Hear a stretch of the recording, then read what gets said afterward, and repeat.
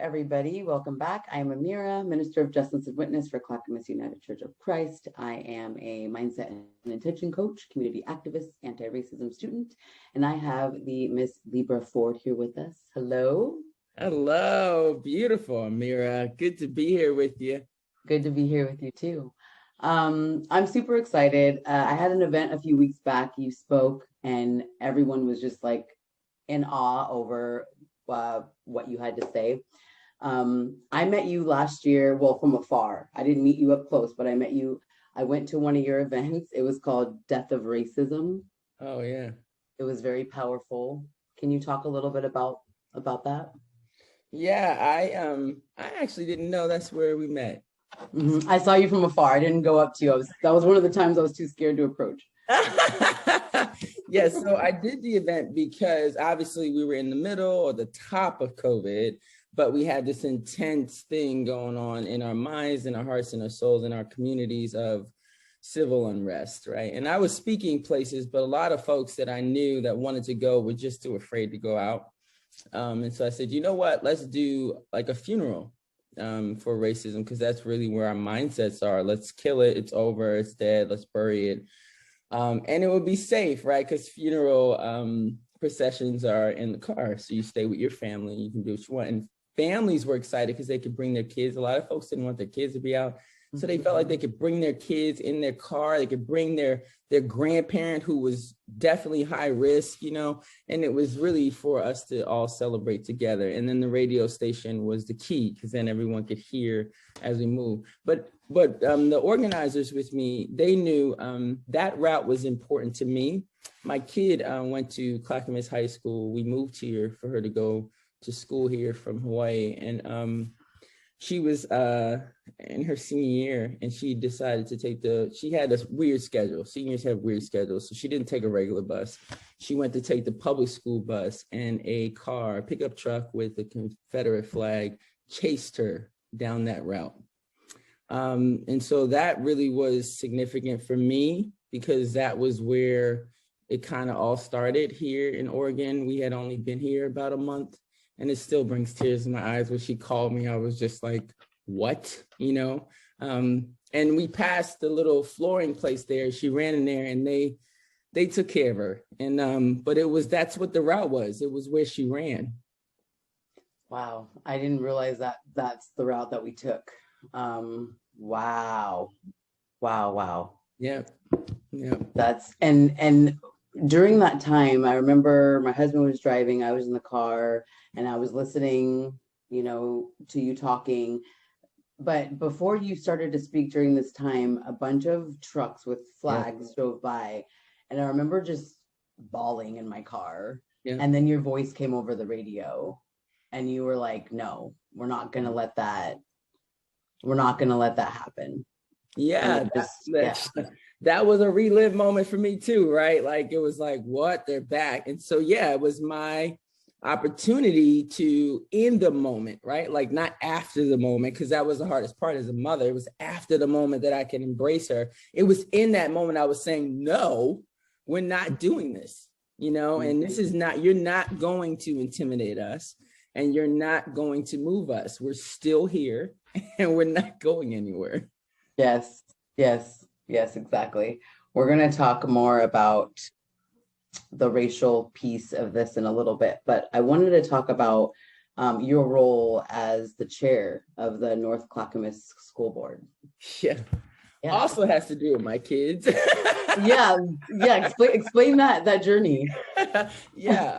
You know, my kids have been spat on the bus here, and called the N-word on the bus. You know, my kids grew up in Hawaii, and where everyone's brown, and we came here, and they were just shocked that people acted like this. And so immediately the first thing I do is, okay, I got to get involved. No big deal, because parents should be involved. But it started with the naming of the high school here. I don't know if you're aware of that, but my activism publicly started with the naming of the high school here in North Clackamas. We named 2 schools after Black women.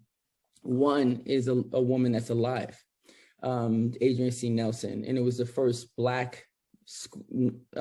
it's the first high school in the state of Oregon named after a Black person, let alone a live person. And I was a huge advocate for that. And so that put me out in front. And at work was with the school board, obviously. And then working with them, I realized, oh, there's so much more to do. I was nominated to be on the naming committee, and I was like, oh, it's a name, whatever, it's no big deal. 2 years later, I'm like, Miss Activist and doing Clackamas. But super excited. The school will be open this fall, and that began my advocacy work and wanting to get on the school board. So I was appointed that next year after they elected to name the school. And then I ran for election in that May and have been working, on all the things that I thought were missing since. I just feel like if there's gaps, instead of talking about it, be about it and try to work on it. Yep, that's right. What are your top 2 focuses on this role? My top focus is equity. The school district has a great equity stance and statement and plan. I feel like a lot of areas they do excellent in implementing it, and there's still lots of gaps. Just as lived experience, I know where the gaps are. And then my second focus is really just making sure that everyone's voice is heard. My goal before I exit is to see a board meeting with more than 1,000 people. I mean, I feel like if people are showing up, and not necessarily for a negative thing, but when people show up, conversations start, voices are heard, and that's my focus. Yes, I love it. I love it. So you're also a motivist. That's your new term. Yeah, and that's motivational and motivational speaker and activist kind together. Of in one. Yes. Yeah, together. I want to know, like, from a coach perspective, what do you think number one thing that someone should do to try to break a habit that they'd like to break? Yeah. So I believe, like anyone else, if you do it consistently, it's going to change. But in my coaching, I use a thing called bold mapping. So bold B stands for first, check your behavior. Second, have someone observe your behavior and then listen to what their observations are. Listen closely. And then differentiate what's the disease and what is the absolute symptoms of a disease. So if you're really acknowledging your behaviors and listening to what people observe, you can see that certain things you're doing are just symptoms of a core disease. It could be something that happened in your childhood, whatever that is. But I believe in bold mapping to understand how to start moving a habit into something more positive. Ooh, I like that. I love that. I love it. I love it. I love it. Okay, so I want to go back to the racial topic. Okay. I too am new to activism. Last year, my world was completely changed, and one of the things I realized in all the people that I kind of lost and chose to move away from was the struggle in speaking about white supremacy. Mm-hmm. Why do you think it's so hard to talk about white supremacy? Well, some people know that I'm engaged to a white man, and I constantly ask him this question because he's not just a white man. He has a dual life in the fact that his life has been one similar to those that have been marginalized. His lived experience are those complicated and difficult and struggles, but his physical being is one of a very Irish looking man. Mm-hmm. So he can live in a dual existence often. So I say to him, I ask him simple questions like, why do you not seeing homeless people? Why is that such a struggle for you? And his response is always the same, because it reminds me what we have done. And so talking about it means that I have to acknowledge what we've done and not done. And when he said that to me, of course, I dig deeper. That's just who I am. And I realized that I think that that's most of our existence in all things that are difficult, right? If I acknowledge it, or if I talk about it, then I have to live in the fact that I'm a part of the problem. Mm-hmm. And many people just can't do that. That's soul crushing for many people. We don't live in a world that celebrates healing. So it's very difficult to even begin to talk about pain, because how do I heal? If that's not celebrated, then I'm just not going to talk about my pain, because I'm never going to get over this. So I believe that even though we want to talk about the white supremacy and all those things, and those are very necessary, we have to talk about pain and healing and what that means and make that normal so that people are not so afraid to talk about ugly stuff. I just love your brain. All the things that make me happy in life is Libra Forde. Yes, I agree. I watch so many people just not be able to see and sit in discomfort, and it's such a passion of mine to help people sit in it and be okay with it and love themselves through the uncomfortable stuff. So. Yeah. Awesome. So I've looked at your website lots and lots, and I love some of the points in your services, and I wanted to just touch base on them really quick, if I could. So the motivational coaching, tell us a little bit about it. This started as I'm a Toastmaster. If no one knows what that is, it's a organization that helps you with public speaking. I highly recommend it to anyone that wants to public speak. I fell upon it in Hawaii. I was looking to find my voice again. I was going through some struggles as a domestic violence victim, and I had lost my voice, and I fell upon it.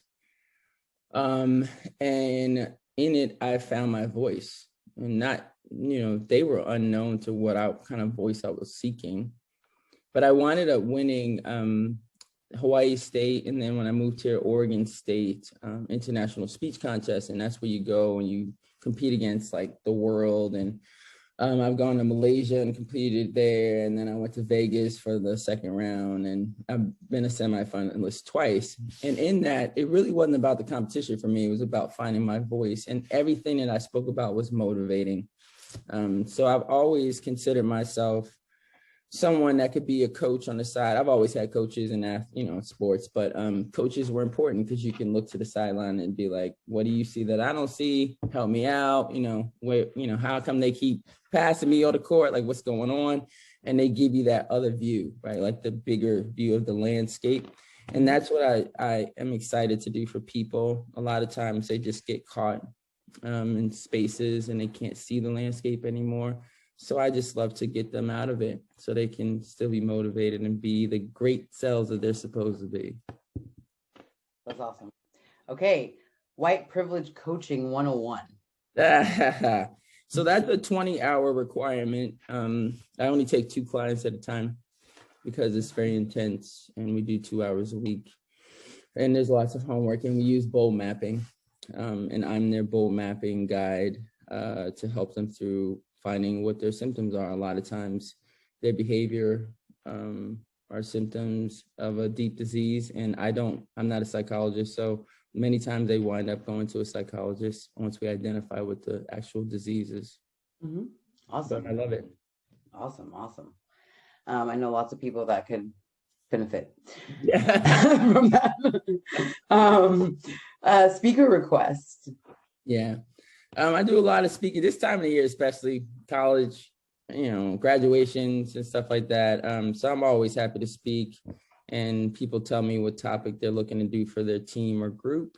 Now my speaking is a little different than most. I ask to engage with that population before I speak, at least 2 times. I like to see the environment, feel the environment, because I find a lot of times speakers walk into environments and they're unaware, and then they can be offensive, unknowingly offensive. So I like to walk in and see people's pictures of their kids and their families, whatever that is, and then that becomes a part of my speech. So that's the only way I will speak, is if I can do that. Oh, nice. And I liked how when you spoke at my White Supremacy event, and I loved how you were just kind of explaining that you kind of think about it on your, you were thinking about what you're going to talk about on your way there, and you correlated like working out at the gym and building that muscle, and not giving up. You have to keep going when you deal with racism and white supremacy. And it was yeah, I appreciate that. And you caught me off guard because of course I was late because my day was crazy. Everybody was. But I usually like I said, I like to sit in the back and watch, because I feel like that's where my spirit is most aware of who and what's there. And a lot of times people are like, oh, you need this, you need that. I'm like, no. I'm literally sitting back, watching to see how I can best fit in the space. Yeah. Yeah. Well, it worked well. It worked well. You have a personalized individual motivational minute. Yeah. Tell us about that. That is my only free service. And basically, I've had people, like friends, call me and say, send me a motivational minute. I'm like, okay. And, and through the years, it's really helped me. It's helped them, right? And so I just decided I'm going to do that for free when people need it personalized. Like, tell me what you're going through, and I'll try to come up with something. And sometimes I'm honest, like, I don't have anything, and I'll just tell them I don't have anything. But people need to also know my motivational minutes started from my competing in Toastmasters. In Toastmasters, you have 5 to 7 minutes to compete. If you go over, you're actually disqualified. So the last minute should be your ring zinger. Like, what do you got to say, right? The rest of it should be your story. So I started motivational minutes on a private account. My account was private before, where I would do 1 minute motivations to get the rhythm of a minute. And so I had to be super motivating in a minute. And that's why I started it. And then my friends were like, yo, this is dope. You need to share it. Yeah. I'm just trying to win this competition. They're like, no, this is deeper than the competition. And that's how it started. So that started in 2012. Wow, that's cool. That's awesome. Oh my God, that's so awesome. Okay. And then the last thing that I noticed on your site, it said group personalized motivational video. Yeah. So I've done a couple of these where like an office is going through something and they'll share it with me. And then I'll do like a video for them. Instead of speaking to them, it'll just be a video. And then they use it as a talking point, like my perspective on their issue or my perspective on their success. They'll use it as a talking point. Oh, I like that. That's awesome. Yeah. Any last words that you'd like to share? I think the biggest thing for me is recognizing who you are. What I love about the spaces that have been created over this last year is that women like you and women like me come together in unity and in health. And by health, I don't mean like physical health, but health of the soul. Mm-hmm. And so I really, really appreciate you recognizing me, because you recognizing me only makes us all better. And I see you. I'd really, really acknowledge that you've done incredible things in this community. So you're not just recognizing me, but man, I see you. And it's just an amazing connection. So thank you. Thank you. Honestly, thank you so much. My last question. What is your superpower? My superpower, and I call them this, are my daughters. I actually don't call my daughters, I call them my superpowers, because everything that I've done that I'm recognized for has always generated from something that they've given me energy to do. Mm-hmm. Whether it was something that I was fighting for them, with them, because of them, I just, they're my world. Beautiful. They're beautiful. The pictures, beautiful. I can't wait to meet them in person. Oh yeah. They hate going to this stuff though, right? Because they hear everybody talk about their mom. They're just like, whatever, I'm hungry. Well, to always make sure we have food when we invite you places. We have food for the children. Bring the kids. Come on. Yeah, they're funny. They're hilarious. But they keep me humble. They're always like, yeah, okay, mom. Right, sure. Boring. What? That right. Seems wild. They're young. It is what it is. Yeah, I totally get it. Yeah. Thank you so much for your time. I look forward to working with you in the future. Absolutely. Much love. See you guys later. Thank you.